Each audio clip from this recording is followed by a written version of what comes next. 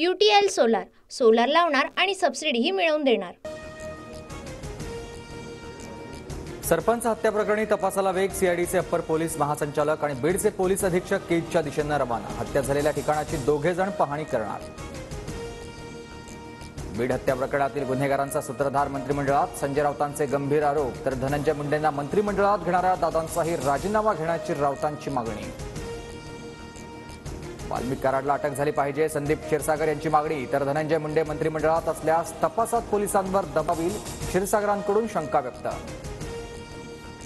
बीड प्रकरणी एसआयटी लावा, सर्वात पहिली मागणी मी केली होती। संतोष देशमुख हत्या प्रकरणी पंकजा मुंडेंची प्रतिक्रिया। मंत्री धनंजय मुंडेंनी मुख्यमंत्री फडणवीसांची भेट घेतली। दोघांमध्ये सह्याद्री अतिथीगृहावर काही वेळ चर्चा।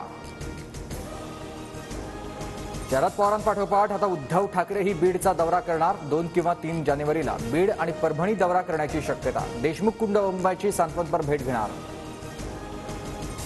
बीडमध्ये शनिवारी होणाऱ्या मूक मोर्चाची तयारी सुरू। न्याय पाहिजे असा उल्लेख असलेले बॅनर। शनिवारच्या मोर्चात शरद पवारांसह सर्वपक्षीय नेते सहभागी होणार।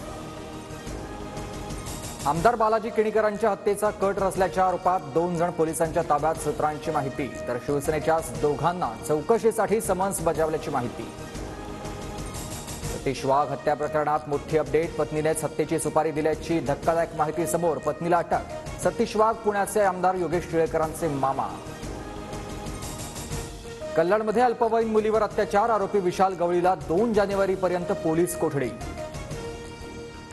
कल्याणमधील घटना गंभीर, विकृतांना कठोर शिक्षा झालीच पाहिजे, मुख्यमंत्र्यांची प्रतिक्रिया। तर आरोपीला फाशी होईल हे सुनिश्चित करा, फडणवीसांची पोलीस आयुक्तांशी चर्चा। UTL सोलार सोलार लावणार आणि सबसिडीही मिळवून देणार।